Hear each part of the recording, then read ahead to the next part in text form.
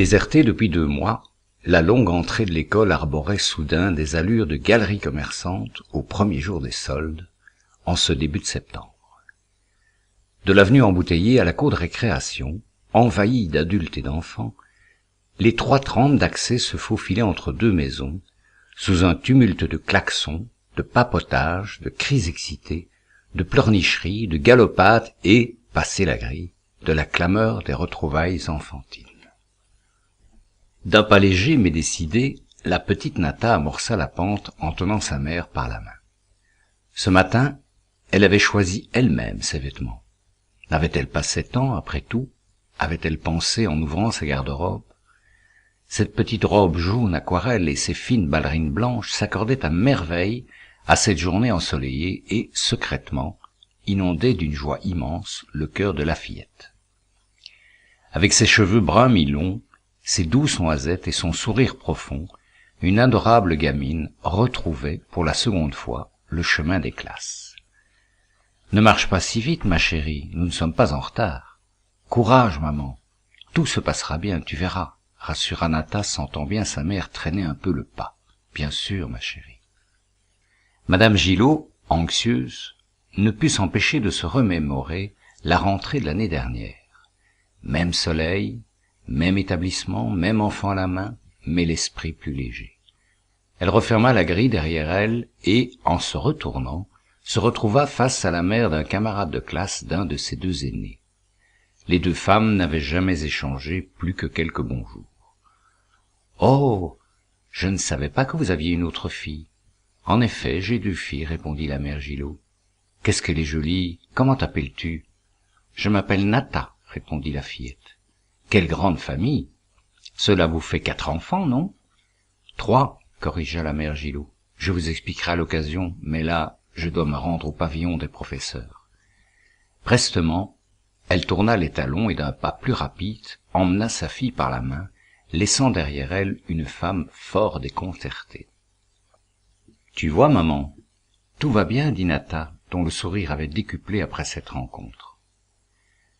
D'un petit geste, elle salua quelques camarades qui l'observaient de loin, intrigués. Elle aperçut au bout de la cour son frère Maxime qui jouait à la balle avec d'autres garçons. Cette nouvelle rentrée faisait de lui un grand parmi les plus grands de la petite école. Sa sœur Nicole, de 2 ans son aînée, était en grand colloque avec ses amis au sujet, sans doute, des dernières péripéties estivales, ce qui pouvait expliquer les nombreux cris hystériques, sautillements et battements des mains. Quelques mètres seulement séparaient madame Gillot de l'entrée du pavillon, où se trouvait le bureau de la direction, et elle s'y sentirait enfin en sécurité. Une mère s'interposa soudainement à 2 pas de la porte. « Bonjour Monique, je n'en reviens pas. »« Bonjour Martine. » Elle regarda fixement la petite Nata. « Nathan, c'est toi ?» demanda-t-elle. « Non, c'est Nata. Je m'appelle Nata maintenant. » La petite avait répondu sans ciller, d'une voix douce, polie mais ferme. D'un coup, Martine leva son regard vers la mère de Nata. « Mais, bon sang, pourquoi l'avoir habillée en fille ?»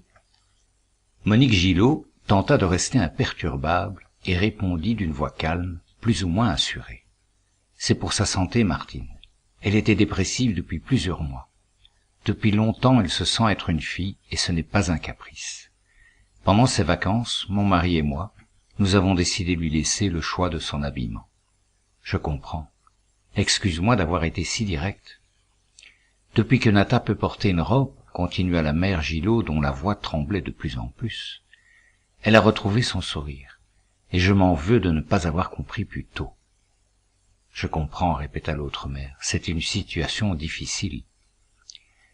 Nata découvrait avec effroi que les yeux de sa mère s'embuaient légèrement.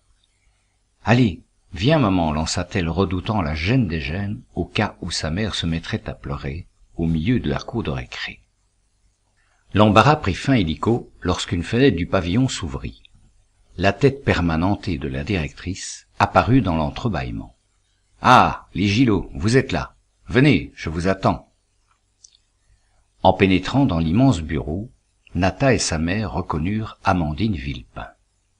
Fraîche et souriante, La jeune femme attendait assise dans un fauteuil du petit salon où la directrice, Madame Germina, recevait ses visiteurs. Madame Gillot la salua en se réjouissant de sa présence. Tout se déroule comme prévu. Nata sera bien soutenue pour faire son entrée, pensa-t-elle. Nata s'approcha, lui serra la main, avec autant de ravissement que d'admiration dans le regard. À chaque rencontre, la fillette était émerveillée de revoir son modèle. Telle Amandine était, telle elle désirait être plus tard.